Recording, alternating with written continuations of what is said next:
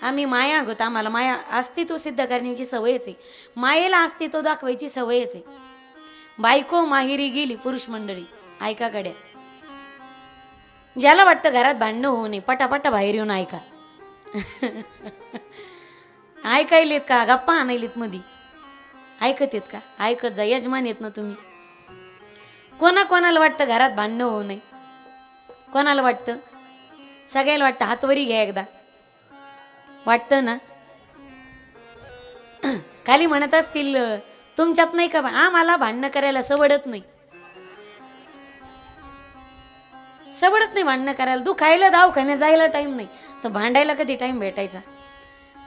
हा एनर्जी सगळी कथा कीर्तनातच खाल्लाच होते, भांडायला अवसनच राहत नाही. एक जण बोललं तर दुसरं रिस्पॉन्सच देत नाही त्याला. बोलून बोलून कटाळलं तर ते गपचूपच. तुम्ही घरी असंच करता, बायको बोलायला लागली तोंडीत लागायचं नाही तिच्या, बोलती गपचूप बसती. करू वाटलं तर करायचं, नाही तर नाही. महिला मंडळ पण आमचं जमत नाही. तुमच्या हातात काय येणं फेकून आणताना याचा नियमत नसतो ना, बरोबर आहे का नाही? ज्याला वाटतं घरात भांडणं होऊ नये, भांडणं त्याच घरामध्ये होतात बरं का, ज्या घरामध्ये कौतुक होत नाही. कौतुकाची सवय लावा, त्या घरात भांडणं होणारच नाहीत कधी. पुरुष मंडळी, बायको माहेरी गेली आणि ती परत आली. बायको माहेरी गेल्याच्या नंतर पुरुष मंडळी, नाही तुम्हाला पटत तर 2 टाइम घर झाडून पुसून घ्या, नाही आवडत. पण बायको येणार असं कळताच त्या दिवशी सकाळपासून घरात राडा करायला सुरुवात करायची. ती आली आणि दारात येऊन उभी राहिली की तिला इथून तिथून राडा दिसतो. तिची अशी तळपायाची आग मस्त घाला जाती बिचारीची. तिथं 4 दिवस भाऊजाईची जीवावर आराम केलेला असतो, बरोबर आहे ना? बस ती आली दारात उभी राहिली, दार उघडलं. पुरुष मंडळी काय करायचं, फक्त तिकडे 1 मिनिटभर फक्त राजेश खन्नासारखं पाहायचं. तिला म्हणायचं, बाई तू ये म्हणून माझा संसार आहे, नाही तर मला काय सांभाळता येतो का? तू ये म्हणून मला सावरलं येतो, नाही तर कधीच मी गल्लीत भाना हिंडलो असतो. तू ये म्हणून सगळं आहे. बघ 2 दिवस तू गेली, साऱ्या घरात राडा झाला, म्हणून तुला सांगत असतो 2 दिवसाच्या वर माहेरी रात जाऊ नकोस म्हणून. भली पसारा करा, पण ती आल्यानंतर तिला धीर देत जा. जेवायच्या ताटावर बसले, पहिला घास तोंडात, दुसरा घास, तिसऱ्या घासाला तरी बायकोचं कौतुक झालंच पाहिजे. पण पहिलं विचारायचं, भाजी तूच केलीस का? नाही तर शेजारीनीकडून उसनवारी असायची, घोटाळा व्हायचा. रट्टे खायची पाळी नाही आली पाहिजे. पहिलं विचारायचं, स्वयंपाक तूच केलास का? ती म्हणली ना हो, मग प्रशंसा करायची, वाह काय भाजी झाली. याला म्हणतात कारलं, अशी असते मेथी, याला म्हणतात आलू. बैंगणाची भाजी करावी तर तूच करावी, तयासारखी बैंगणाची भाजी अख्ख्या गल्लीत कोणाला जमत नाही. ती खरट का होईना, काय मेथी बनवली राव, तिच्यात केस का निघाणार. पण कौतुक करायचं. ज्या घरामध्ये कौतुक होतं त्या घरामध्ये भांडणं होत नाही. भांडणं त्याच घरामध्ये होतात जिथे कौतुक नाही. कौतुकाची सवय लावा, भांडणं होणारच नाही. गावच्या बायका सुगरणी बरं का, तुमच्या सगळ्या सुगरणी इथं. सुगरण तिला म्हणतात जिला कोंड्याचा सुद्धा मांडा बनवता येतो, बरोबर आहे ना?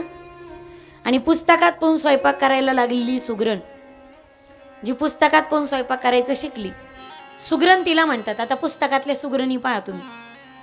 कढई ठेवावी, चमचाभर तेल टाकावं, ते तापल्यानंतर मोहरी फुटण्याची वाट पाहावी. अर्धा घंटा झाला तरी मोहऱ्या फुटणार. आता त्या गॅसला लायटर काय नवरा लावणार आहे का याचा?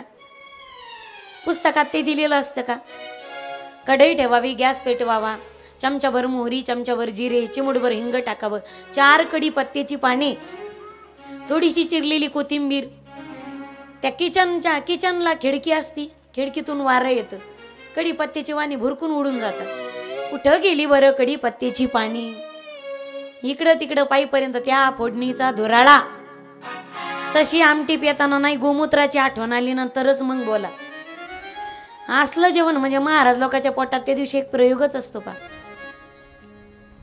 काय झालं एकदा सातारा जिल्ह्यात माझं कीर्तन होतं. सांगू का नको?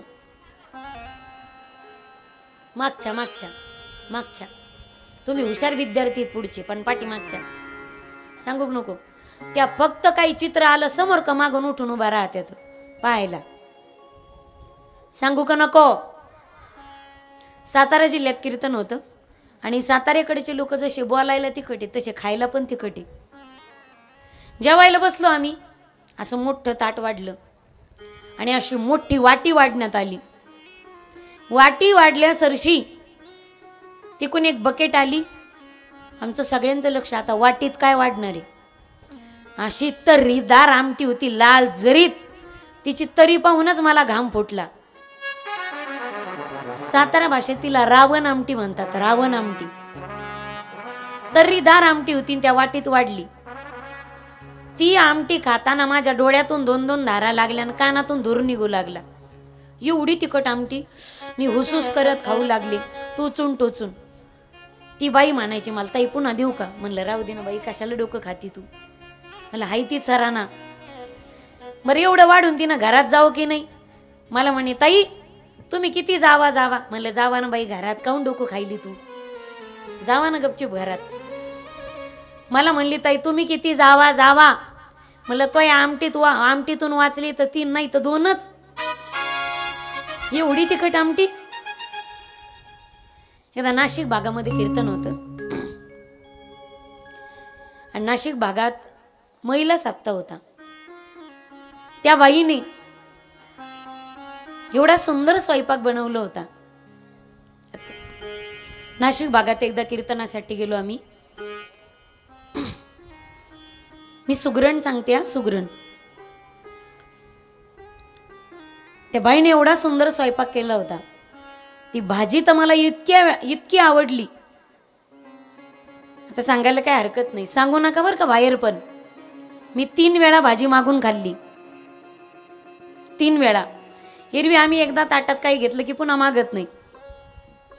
3 वेळा ती भाजी मी मागून खाल्ली आणि त्या बाईने उदार अंतकरणाने 3 वेळा मला एवढी वाढली.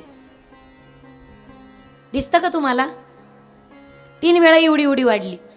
सांगायला काय हरकत नाही. 4थ्यांदा मला घ्यायची होती पण मी जरा लाजले. आणि माणसाने काही ठिकाणी लाजावं गड्या. आता काहीला धोरण धारण नसतं, तो भाग वेगळा असेल. कुठे खावं, काय खावं, किती खावं, कसं खावं, कधी खावं हे माणसाला कळावं. ले काय पे काय, चोष्य काय, म्हणजे काय चोखून खायचं, काय चावून खायचं, काय गिळायचं. एकदा काय झालं, आम्ही चहा घेत होतो आणि चहा घेता घेता फुकटचा चोकोबार आला. एका माणसानं चोकोबारही घेतला. ठेवावा कुठं चहा पेपर्यंत, त्याने चहात बुडून चोकोबार खाल्ला. चोकोबार कळतो का तुम्हाला? आईस्क्रीम चहात बुडून खायची असते का? म्हणजे काय लायकीचा माणूस असेल तो लक्षात घ्या. मला भाजी इतकी आवडली, 3 वेळा मागितली मी. जेवण झालं, बैठकीत पानविडा घेऊ लागलो.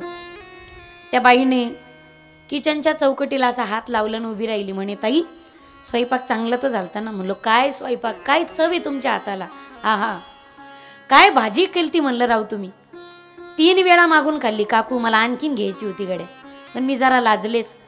ती म्हणे ताई त्याच्यात काय एवढं लाजायचं, अजून अर्धी कढई पडली, वाटीत घालून आणू का खायला? म्हणलं नको, आता जेवण झालं. या भागात कधी कीर्तनाला आले तर तुमच्या घरी मी पुन्हा दुसऱ्यांदा जेवायला येईन. तुम्ही ती भाजी मला करून खाऊ घाला. त्या बाईने सहज विचारलं ताई गाव कुठे, गाव कोणतं, तालुका कोणता, शिक्षण किती, वगैरे वगैरे चर्चा झाली. सहज विचारलं तिनं मला, ताई तुम्हाला कारल्याची भाजी आवडती का हो? म्हटलं छे कारलं नाही म्हटलं मला आवडत, कारण ते कडू आहे. निसर्गात कडू आहे कारलं. म्हटलं मला कारलं आवडत नाही, मी खात नाही, माझ्या घरी मी करत नाही. लग्नाच्या आधी सुद्धा माझ्या घरी 3 स्त्रिया होत्या म्हणलं, माझी आई, चुलती आजी. पण मी असताना माझ्या घरात कारलं शिजत नव्हतं, होत नव्हतं. मला आवडत नाही. अत्यंत कडू गोष्ट म्हणजे कारलं. ती म्हणे ते खरंच? म्हटलं खरंच आवडत नाही.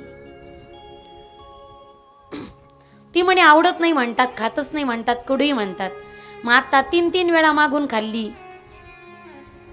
चौथ्यांदाही खायची होती. ती भाजी कशाची? म्हणलं कशाची? अहो ताई ती कारल्याची भाजी होती. मी डोक्याला हात लावला.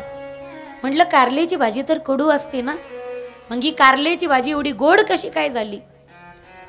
ती बाई म्हणे ताई कारलं निसर्गतः कडूच आहे, पण त्याला मी बाजारातून घरी आणलं, स्वच्छ धुतलं, मिठाच्या पाण्याने चिरलं, पुन्हा मीठ टाकलं, मुरू दिलं, 1 तास अर्ध्या तासाने त्याला पिळलं, पुन्हा पाण्यात धुतलं, कढईत तेल गरम करायला ठेवलं, त्याच्यात मी हळद टाकली, ती तळू दिली, वरून कारले असे फेकून द्यायचे असतात बरोबर आहे. कढईत असे कारले फेकले, त्याच्यात पुन्हा चमचा घालायचा नाही, त्याला खालीवर केलं, त्याला तळू दिलं, त्याच्यामध्ये चिंच, गूळ, मसाल्याचे पदार्थ, शेंगदाण्याचं कूट, खोबऱ्याचा किस घातला, गरम मसाला टाकला, त्याला परतू दिलं.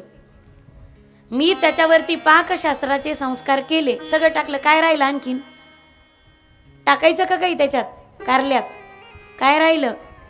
मीठ राहिलं ना, त्याच्यात मीठ टाकलं, त्याला तळू दिलं, त्याच्यावर पाकशास्त्राचे संस्कार केले. माझ्या पाकशास्त्राच्या संस्कारा अंती कडू कारल्याने कडूपणा सोडला आणि गोडपणा धारण केला. बाई जर सुगरण असेल तर कडू कारल्यावरती स्वतःच्या हाताने पाकशास्त्राचे संस्कार करते आणि कडू कारले सुद्धा गोड बनवते. बरोबर आहे ना?